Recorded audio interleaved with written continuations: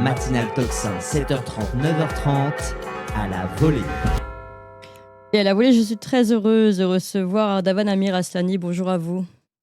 Bonjour madame. Et merci d'être avec nous ce matin. Nous avions déjà reçu concernant notamment cette question du conflit larvé à l'époque entre Israël et l'Iran. Je rappelle que vous êtes docteur en droit, avocat au barreau de Paris, conseiller du commerce extérieur de la France et auteur de ce livre, Le siècle des défis, aux éditions L'Archipel. Et aujourd'hui, le défi est très important, celui de ne pas tomber dans une guerre mondiale et encore moins une guerre nucléaire.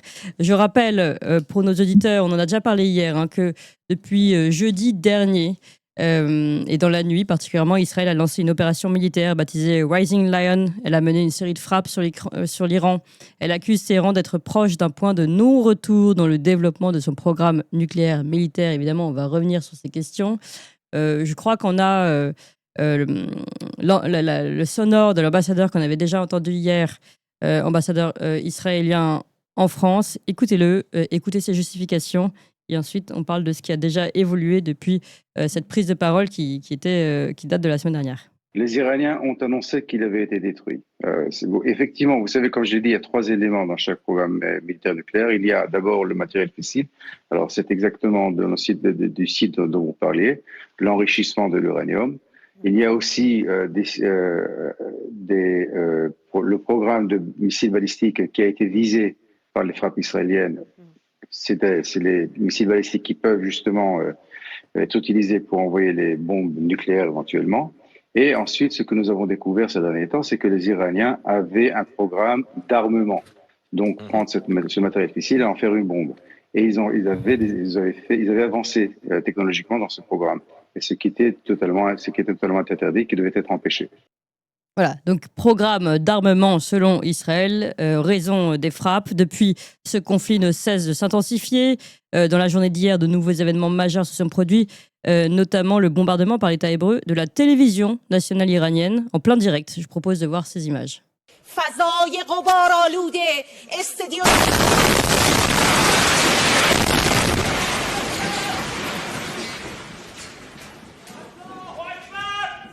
Ouais.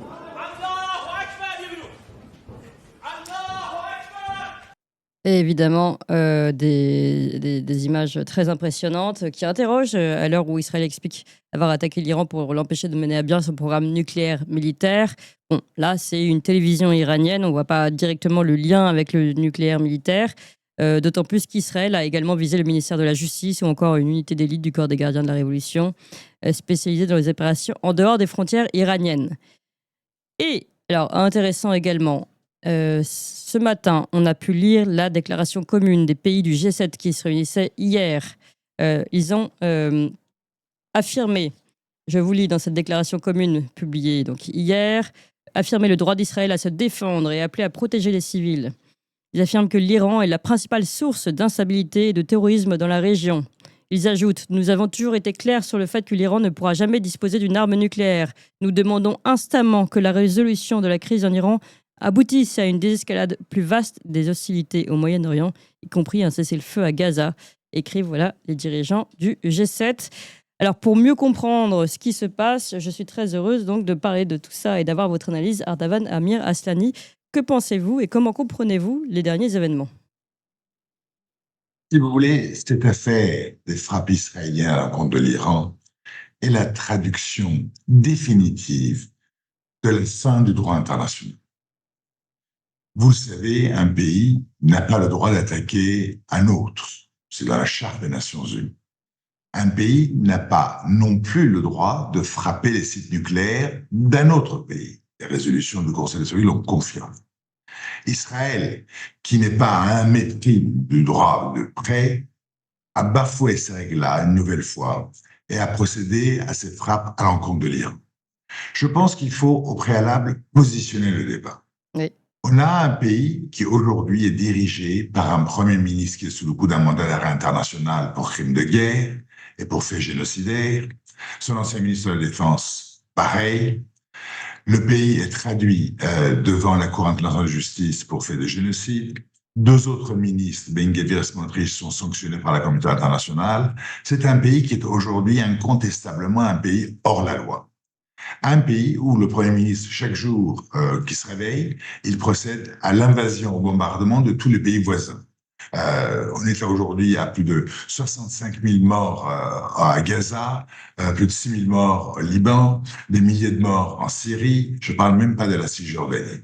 Donc nous avons là en fait l'illustration du pays qui, quelque part, représente un danger pour la stabilité au Moyen-Orient. L'Iran, pour sa part, n'a pas mené une guerre d'agression depuis 250 ans. Il est vrai, l'Iran a un programme nucléaire. Ce programme nucléaire, en 2015, a donné lieu à un accord qui a limité l'enrichissement du nucléaire iranien à 3,67%, c'est-à-dire le maximum que l'Iran pouvait enrichir uniquement pour ses besoins civils. Ouais, c'est ça. C'est Donald Trump, lors de son premier mandat, qui est sorti. Pour rappel, l'Iran respectait la totalité de ses engagements au titre de cet accord, au titre de 13 rapports successifs de l'AIEA. Par ailleurs, je vous informe que l'Iran est signataire du traité de non-prolifération. L'Iran fait l'objet des inspections par l'AIEA, alors qu'Israël, détenteur de 70 et 400 ogives nucléaires, n'est signataire de rien du tout et ne contrôlé par personne. Aujourd'hui, Israël nous explique que le délai de 2 mois imparti par Donald Trump vient de s'écouler et donc aucun accord n'ayant été trouvé, le pays procède au bombardement de l'Iran. Déjà, pardonnez-moi, comment est-ce qu'on peut envisager qu'à l'échelle internationale, dans les rapports internationaux, un pays puisse imposer un ultimatum à un autre? Quoi qu'il en soit, c'est le cas. Et derrière, Israël a commencé par anéantir, si vous voulez, les défenses aériennes de l'Iran. Et aujourd'hui, il maîtrise totalement l'espace aérien de Téhéran et en fait quasiment toute la région qui va de la frontière irakienne jusqu'à la capitale iranienne. Et Israël use et abuse de cette domination aérienne en bombardant systématiquement des sites en Iran. Je suis en relation, si vous voulez, avec des personnes qui habitent sur place, malgré les difficultés de communication, et je peux vous dire qu'il n'y a pas une minute où il n'y a pas un bombardement quelque part à Téhéran. Alors, ils disent qu'ils bombardent uniquement les sites nucléaires. Pour information, à ma connaissance, il n'y a pas de site nucléaire en tant que tel à Téhéran. On parle de Natanz, on parle de Fordo, mais à Téhéran, il n'y a pas de site nucléaire. Et pourtant, les sites sont frappés. La radio-télévision iranienne a été frappée, vous l'avez rappelé. Derrière, les 2 raffineries de Téhéran ont été frappées. Dans le sud de l'Iran, nous avons des champs gaziers qui ont été frappés. Des sites multiples, civils, administratifs sont frappés. Nous sommes arrivés à des centaines de morts. Et face à cela, si vous voulez, qu'est-ce qu'on entend? Le silence absolu de la communauté internationale. Et puis surtout, cette déclaration du G7 et la déclaration du président de la République en France qui dit qu'Israël a le droit de se défendre. C'est le monde à l'envers. C'est-à-dire que c'est l'Iran qui se fait attaquer, c'est l'Iran qui se fait bombarder, et on dit qu'Israël a le droit de se défendre. Franchement, je ne comprends plus rien. Aujourd'hui, nous sommes arrivés incontestablement dans une véritable jungle. Tout est permis, il n'y a plus de droit, il n'y a plus d'institutions internationales. En fait, les Américains et les Israéliens, soutenus en fait par la plupart des pays occidentaux, font exactement ce qu'ils veulent, où ils veulent, quand ils veulent. D'accord. Alors, ce qui est intéressant, c'est qu'évidemment, si vous dites que vous ne comprenez plus rien, j'imagine que les pays, les BRICS, les pays au niveau sur l'échelle internationale voient bien aussi qu'on bafoue ces règles internationales et ces traités de non-prolifération, etc., etc. Donc, comment c'est vu si on sort de l'angle du focus français, voire européen, comment c'est vu à l'international? Madame Olikova, aujourd'hui, il faut comprendre que le droit a été créé pour protéger justement le faible du fort. Il n'y ait pas une domination écrasante des forts qui usent et abusent de leur domination. Aujourd'hui, comme le droit n'existe plus, cela signifie que la perception de la communauté internationale consiste à considérer que seule la force compte. Seule la force compte. Aujourd'hui, quand quelqu'un est victime, si vous voulez, d'un abus de droit, justement par les puissants, il n'y a aucune instance internationale, aucun système judiciaire, aucun traité qui est de nature à les protéger. Et donc, en fait, la communauté internationale aujourd'hui comprend que seule la force brute, la force militaire, peut l'emporter. Et il suffit de regarder la région du Moyen-Orient. Que font les autres pays qui entourent l'Iran? Rien. Non pas qu'ils ne veulent pas agir. Probablement, certains voudront agir dans l'intérêt de la défense du droit ou de l'Iran en particulier. Mais la réalité, c'est que personne n'ose agir parce que nous sommes confrontés à un tel décalage, si vous voulez, de puissance militaire entre les États-Unis et les autres pays, que les autres pays sont totalement démunis. Nous sommes partis aujourd'hui dans un système où la dictature des armes l'emporte sur le tout. L'Iran, c'est un pays qui fait l'objet de sanctions internationales depuis 47 ans. Israël, c'est un pays qui bénéficie des milliards d'aides militaires de la part des États-Unis, d'une possibilité de s'approvisionner sans limite et sans coût auprès des Américains. Donc il est normal, si vous voulez, que les Israéliens, munis des technologies militaires les plus récentes, puissent l'emporter sur l'Iran. Et l'Iran, aujourd'hui, est totalement démuni. En fait, j'ai entendu ce matin à travers les médias que les Iraniens auraient demandé aux Américains ou même aux Israéliens de revenir à la table de négociation, qu'il y ait un cessez-le-feu. Et cette demande iranienne a été refusée par Donald Trump en disant que vous aviez 2 mois pour accepter. Comme vous ne l'avez pas accepté, écoutez, il vous faudra subir. Donc on est dans une situation aujourd'hui où il y a un pays qui est disposé à retourner à la table de négociation, mais que les autres en face ne veulent pas entendre parler et continuent de procéder au bombardement de l'Iran. Si la volonté des Israéliens est un changement de régime, je pense qu'ils font un calcul erroné. En fait, leur calcul est 2 fois erroné. Une première fois, considérant aujourd'hui qu'en bombardant l'Iran et les installations nucléaires, ils vont pouvoir mettre un terme définitif à la quête de nucléaire par l'Iran, c'est l'inverse qui va se produire. Parce que les Iraniens aujourd'hui constatent que la seule chose aujourd'hui à leur disposition qui pourrait sacraliser leur territoire consiste justement à avoir la bombe. Oui. Parce qu'ils voient ce qui se passe en Corée du Nord, pays qui a la bombe et qui voit son territoire sacralisé. L'Iran qui n'a pas la bombe, perd la preuve. Aucun moyen de défense. Il est où ce pays qui est une menace? Est-ce qu'on ne peut pas dire, excusez-moi, Monsieur Amir Hassani, est-ce qu'on ne peut pas considérer qu'elle était en train progressivement de se doter de cette bombe et que donc Israël, voyant son intérêt vital, entre guillemets, en jeu, riposte avant que ce ne soit trop tard pour son propre pays? Si vous voulez, déjà, une attaque préventive est une attaque qui n'existe pas en droit. Ça n'existe pas, ça. Prévention militaire en tant que telle, ça n'existe pas. Ce qui est certain, c'est que ça fait 40 ans qu'on entend dire que l'Iran est à 2 mois de la bombe. J'ai dans mon bureau la couverture d'un grand quotidien national israélien d'il y a 40 ans, à l'époque de Shamir, qui dit que l'Iran est à 2 mois de la bombe. Ça fait 20 ans que Netanyahou dit que l'Iran est à 2 mois de la bombe. Elle est où cette bombe iranienne? Oui. Et puis, si vous voulez, une chose est l'enrichissement du nucléaire, autre chose est la militarisation de l'engin. Tous les experts sont d'accord pour dire que l'Iran est au moins à 2 ans de la militarisation de l'engin et de la construction effective d'une bombe, si telle était sa décision. Aujourd'hui, l'Iran est à un seuil d'enrichissement de 60. De 60 à 90, il est vrai, c'est une décision politique, pas technique. Mais même s'ils avaient de l'uranium enrichi à 90%, il leur faudrait 2 ans. Et puis attention au moment où Israël a effectué cette attaque. Israël a effectué cette attaque, a déclenché cette véritable guerre à l'encontre de l'Iran et du peuple iranien, 4 jours avant une date de rencontre prévue entre les Iraniens et le représentant américain sur la question iranienne, M. Witkoff, à Oman, pour justement finaliser les discussions, continuer à parler. C'est-à-dire que cette affaire-là, en fait, concrètement, a mis un terme définitif aux négociations. La volonté des uns et des autres aujourd'hui de poursuivre le bombardement de l'Iran, c'est quoi? C'est tout simplement acculer l'Iran à une capitulation totale, c'est-à-dire priver même l'Iran d'avoir le droit à un nucléaire civil, chose qui est prévue par le traité de non-prolifération, chose qui est prévue par les engagements de l'AIEA. Tous les pays du monde ont le droit d'avoir une industrie nucléaire et de procéder à l'enrichissement de l'uranium pour les besoins civils sur leur propre territoire. Or, aujourd'hui, les Américains et les Israéliens veulent priver l'Iran de ce droit fondamental et en même temps l'offrir aux Saoudiens. Et donc, cette capitulation que recherchent les Américains et les Israéliens, c'est bien de cela dont il s'agit, et c'est à quoi nous sommes confrontés. Et pas simplement dans le domaine nucléaire. Vous avez entendu l'ambassadeur d'Israël, il a parlé également du programme militaire balistique de l'Iran. Cela signifie que non seulement on veut priver l'Iran de toute forme de programme nucléaire, on veut de surcroît procéder au désarmement militaire du pays. pour que le pays devienne aujourd'hui ce qu'il est devenu, c'est-à-dire totalement démuni et, et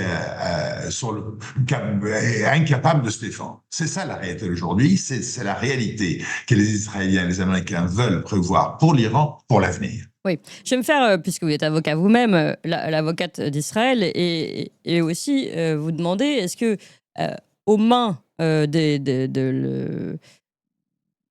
des islamistes qui sont aujourd'hui à la tête de l'Iran, est-ce que c'était pas dangereux de laisser justement une telle future arme entre leurs mains? Est-ce que au nom des défenses de leur propre défense nationale, est-ce que c'était pas, vous dites on peut pas être préventif, il n'y avait pas d'action préventive, mais comment faire pour se préserver de cela autrement finalement? Complètement raison. Si moi-même j'étais à la tête d'Israël et que j'ai devant moi un pays à 1000 kilomètres qui dit tous les jours il faudra qu'Israël cesse d'exister, je serais inquiet. Oui. Donc l'inquiétude d'Israël est justifiée. La question n'est pas si Israël a le droit d'être inquiet ou pas. La question c'est est-ce que le bombardement d'un pays et de sa population est la solution pour empêcher ce problème de se matérialiser. C'est quoi la bonne solution? Oui. Écoutez, la bonne solution, on l'avait déjà trouvée en 2015. C'était l'accord nucléaire qui avait définitivement mis un terme à tout enrichissement au-delà de 3,67%. Si nous sommes aujourd'hui à 60% en Iran, c'est parce que Donald Trump avait décidé de sortir de cet accord nucléaire. En fait, les négociations sont là pour ça, la diplomatie est là pour ça, pour faire en sorte à ce que les armes ne parlent pas et que les diplomates parlent à leur place. Oui. Israël aurait très bien pu laisser les Américains finaliser les négociations, eh bien, ils l'ont empêché. Certains à Téhéran considèrent même que ces histoires de négociations étaient même une histoire inventée, parce que ce déploiement de force incroyable d'une brutalité extrême par Israël, en fait, ne date pas d'hier. C'est vrai que ça fait des mois que ce projet a été préparé, à un moment où les Iraniens et les Américains discutaient. C'est-à-dire que les Iraniens aujourd'hui croient que ces discussions-là n'avaient aucune vocation à aboutir et qu'en fait, c'était juste pour gagner du temps, le temps qu'Israël puisse placer ses pions en place. Et puis quand on regarde, quels sont les prétextes que l'Israël a utilisés pour frapper l'Iran? Les 2 mois donnés par Donald Trump, même ces 2 mois-là ne tiennent pas, puisque les 2 mois étaient déjà écoulés, et Donald Trump avait accepté de continuer les négociations, puisque dimanche dernier, c'était 5 jours après le délai ultime de 2 mois donné par les Américains. Deuxième chose, si vous voulez, les négociations avaient pour objectif justement de bloquer définitivement aujourd'hui la quête du nucléaire militaire par l'Iran. Ces 2 options-là ont été écartées. Et puis regardez, l'Iran aujourd'hui est dans une position de totale défaite. C'est incontestable de le dire. Il lance des missiles sur l'Israël, dont la plupart sont aujourd'hui arrêtés par les différents dômes et les systèmes défensifs israéliens, américains et d'autres pays qui apportent leur secours à Israël. Donc, que demande-t-on de plus? Aujourd'hui, nous sommes allés en train de bombarder un pays pour transformer Téhéran en Gaza. C'est ça ce qui est en train de se passer. Donald Trump qui appelle à ce que Téhéran, dans sa totalité, une ville de 20 millions d'habitants soit évacuée, ça veut dire quoi? Ça veut dire que les Israéliens veulent transformer Téhéran en Gaza. Alors, il y a plusieurs questions qui se posent. D'abord, vers quel type de conflit on se dirige aujourd'hui? Quels vont être le jeu des alliances? La Chine a insisté sur sa désapprobation face à ces frappes israéliennes. Est-ce qu'on peut considérer qu'il y aura les BRICS derrière l'Iran? Voilà, ce sont des questions que je vais vous poser à Davan Amir-Hasani.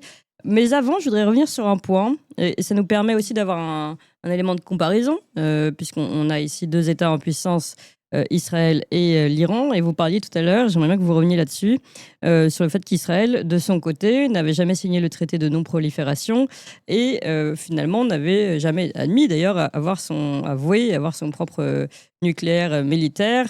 Pourtant, on connaît leur existence. Est-ce que vous pouvez revenir là-dessus et sur l'histoire du nucléaire israélien? Le Premier ministre Olmert l'avait reconnu lui-même lors d'une conversation où il disait que personne au Moyen-Orient, à part Israël, n'en a. Aujourd'hui, c'est incontestable. Oui. C'est un secret polichinelle qu'Israël est nucléairement armé jusqu'aux dents. En fait, quand on regarde le problème, quand on voit le comportement israélien dans la région, Israël souhaite rester la seule puissance nucléaire au Moyen-Orient, de manière à pouvoir imposer sa volonté à sa guise, où Israël veut, quand Israël veut. Regardez, quand Assad est parti de Syrie et que Giuliani est arrivé, approuvé par les Américains, ça n'a pas empêché pour autant Israël de continuer les bombardements sur place, anéantir toute la défense syrienne pour réduire cet État à une situation de domination totale par Israël. Il en va de même de tous les pays qu'Israël bombarde dans la région. Le Liban, la Syrie, l'Iran, Gaza, même la Cisjordanie. Donc aujourd'hui, nous avons affaire à quelqu'un, d'après le mot américain, le bully, c'est-à-dire quelqu'un qui a une volonté d'agression, qui est plus fort que les autres et qui veut juste imposer sa volonté à sa guise. Et le nucléaire israélien, si vous voulez, date des années 50. C'est la France qui a donné l'industrie nucléaire à Israël. Et Israël, depuis, est hors la loi par rapport à la communauté internationale et développe sur les industries nucléaires et souhaite rester, une fois pour toutes, la seule puissance nucléaire de la région, de manière à pouvoir imposer sa loi partout, d'après ses propres termes. Et c'est à cela que l'on a abouti aujourd'hui. D'accord.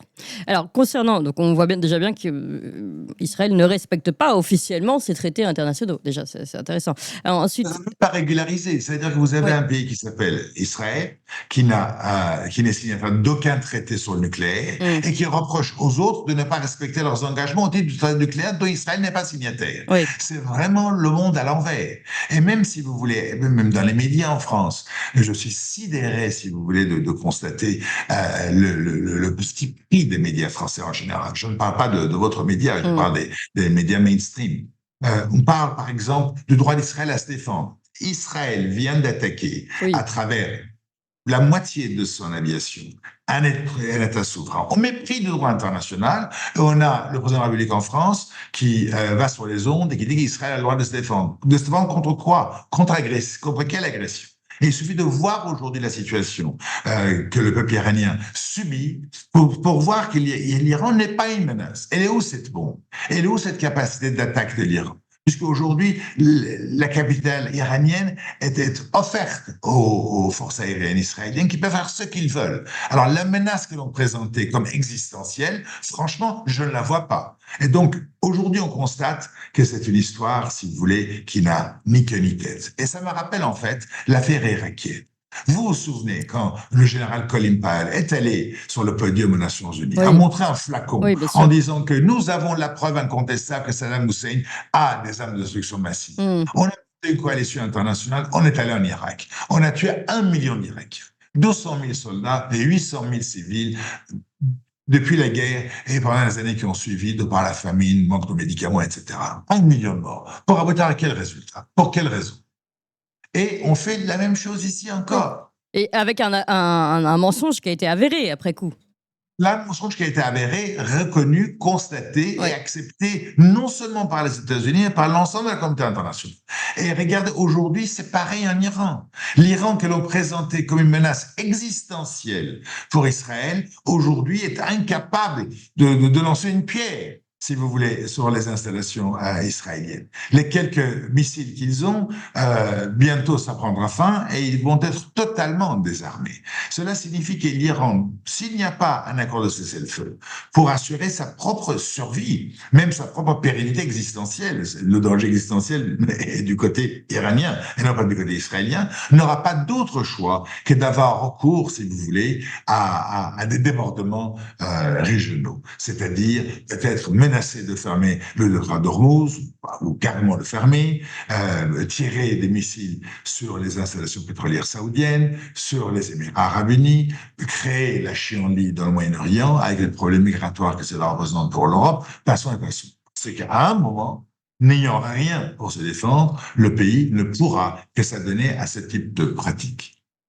Alors, on a entendu, avant d'aller sur le bilan finalement et l'élargissement de ce conflit et ce qui peut se passer, on a entendu beaucoup de réactions. Vous parliez des médias mainstream, de réactions, de commentaires, de chroniqueurs, de toutologues parler sur les différents plateaux et dire que finalement Israël fait le boulot que personne n'osait faire pour lutter contre l'islamisme. Comment vous réagissez à ça? On n'est pas confronté aujourd'hui à un problème islamiste.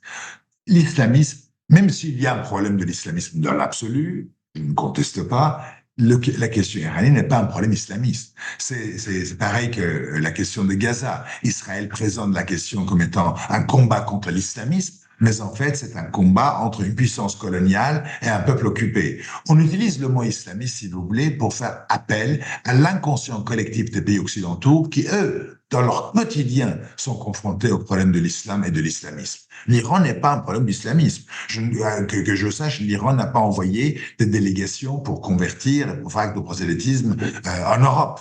L'Iran est un pays chiite, à l'autre bout du monde. Le problème de l'Iran n'est pas un problème islamiste. L'Iran est une république islamique, c'est-à-dire que c'est une théocratie islamique. C'est la seule théocratie constitutionnelle au monde et qui a choisi, depuis sa révolution, malheureusement, d'après moi, mais quoi qu'il en soit, c'est la situation, une forme de gouvernance islamique. Ce n'est pas le seul, parce que le pays d'à côté, qui s'appelle le Pakistan, s'appelle également la République islamique du Pakistan, est devenue une république islamique devant l'Iran. La charia fait partie, pardonnez-moi, du droit positif pakistanais, et le pays est en plus nucléairement armé, et dans une situation de conflit militaire permanent et latent avec l'Inde. On oublie le cas pakistanais, on fait une fixation sur le cas iranien qui est dépourvu de l'arme nucléaire, qui est dépourvu de moyens de se défendre, et la situation actuelle démontre la chose, et prouve à quel point, si vous voulez, le discours d'Israël quant à la menace existentielle iranienne est totalement exagéré. Alors maintenant, une question concernant l'envergure que peut prendre ce conflit, les engrenages éventuels. Je parlais de la Chine tout à l'heure qui a marqué sa désapprobation face aux frappes israéliennes. J'ai cité plutôt évidemment le communiqué du G7 dans l'autre sens et en soutien à Israël. Que peut-il se jouer désormais à votre avis? Oui, pourquoi? Parce qu'il y a un décalage absolu, mais démesuré entre la puissance militaire américaine et la puissance des autres pays du monde. Si vous prenez le budget de défense américain et vous comparez le budget de défense américain à l'ensemble des budgets de défense de tous les pays de la Terre, le budget américain est plus important. L'Amérique dispose de 11 porte-avions nucléaires, le 12e est en construction. La Chine a un porte-avions nucléaire digne de ce nom, un qui est un bâtiment transformé en bâtiment école, et une 3e en construction. Incapable, si vous voulez, d'entrer en concurrence avec les États-Unis. Il en va de même de la Russie qui n'en a qu'un. Et le moindre porte-avions américain est 2 fois la taille, par exemple, des autres porte-avions, dont le Char. Donc, comment voulez-vous aujourd'hui vouloir asseoir votre volonté de faire respecter le droit, ou ne serait-ce que même votre propre position diplomatique, quand vous êtes comparé, quand vous êtes confronté à une telle puissance américaine? L'Amérique est capable de mener 2 guerres mondiales dans les 2 océans Pacifique et Atlantique en même temps. Aucun autre pays au monde peut le dire. Donc, face à cela, l'ensemble des autres pays de la Terre se couchent. Regardez la position française. La France était un pays qui, depuis le général, avait l'espoir de se positionner comme étant une 3e voie, comme étant l'honnête courtier. Aujourd'hui, la France capitule, mais en ligne directe et totalement face à la position américaine. C'est-à-dire que même cette voie de raison, qui était la voie de la France, n'existe plus. Vous l'avez entendu dans la déclaration du G7, l'Iran, c'est le pays qui se fait attaquer. Aujourd'hui, 5 jours après, on constate qu'il n'y a aucun moyen de défense du côté iranien, ni réellement aucun moyen d'attaque du côté iranien, et qu'il n'y a pas de nucléaire, il n'y a rien d'autre. Et résultat, une déclaration qui vient du G8, et on dit quoi? On dit qu'Israël a le droit de se défendre. C'est vraiment le monde de l'enfer. Oui, ça on a compris, mais donc à vous entendre, il n'y aura pas d'enclenchement mondial, puisque finalement pas forcément, puisque l'Iran va se faire écraser, si je comprends bien. Et les conséquences de tout ça à plus long terme alors? La conséquence à plus terme va être que tous les autres pays du monde vont voir qu'en fait, ils n'ont pas le droit pour les protéger et qu'il n'y a plus d'institution internationale digne de ce nom capable d'imposer la justice et le droit. Donc, tous les pays qui en ont les moyens, ne serait-ce que pour assurer leur propre souveraineté, vont faire en sorte à ce qu'ils soient dotés de la bombe nucléaire. Voyons l'exemple de la Corée du Nord. Et donc, en fait, on est parti dans un monde qui cessera d'être bipolaire, qui deviendra multipolaire d'un point de vue nucléaire. Des pays qui sont au seuil du nucléaire, comme le Brésil, comme l'Afrique du Sud, voyant ce qui se passe, voudront se doter de la bombe nucléaire. La Chine, la Corée du Sud, l'Argentine, sont nombreux les pays qui sont au seuil du nucléaire, comme l'Iran. Et donc, voyant ce qui s'y passe, voyant que la seule chose qui l'emporte, c'est la force, ne serait-ce que pour se protéger, ne serait-ce que pour sacraliser leur territoire, ne serait-ce que pour garantir leur propre souveraineté, n'auront d'autre choix que d'accourir vers la bombe.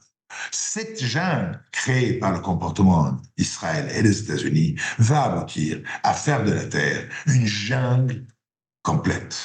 Une jungle nucléarisée. Donc c'est quand même très dangereux. Écoutez, je pense que déjà, avec les États-Unis et l'Union soviétique de l'époque, on vivait dans un monde dangereux. Alors imaginez avec 20 autres pays qui s'y rajoutent. Regardez la confrontation permanente entre l'Inde et le Pakistan. Regardez le chantage que la Corée du Nord fait subir sur la Corée du Sud, et sur le Japon en faisant survoler des missiles balistiques au-dessus du Japon. Alors, regardez aujourd'hui la Russie et l'Ukraine. La bombe nucléaire, ça deviendra l'unique moyen de garantir la souveraineté des États. Autrement, la souveraineté cessera d'exister à la moindre déclaration de volonté de la part des États-Unis. Oui, mais après, reste que on sait ce que peut faire aussi un monde nucléarisé militairement. Ça, c'est extrêmement dangereux, évidemment. Et si les tensions et si la diplomatie n'existe plus, encore plus dangereux, on l'a bien compris. Merci beaucoup, Ardavan Amir Aslani. Je rappelle votre livre, hein, Le siècle des défis, aux éditions L'Archipel. Et ben des défis, on a bien compris qu'il y en a plus que jamais. Et donc, ce livre est particulièrement d'actualité. Je rappelle ici que vous êtes docteur en droit, avocat au barreau de Paris. Merci beaucoup, Ardavan Amir Aslani. Et merci à vous tous, chers auditeurs. Merci beaucoup d'avoir été fidèles encore une fois à cette émission, d'avoir été très nombreux.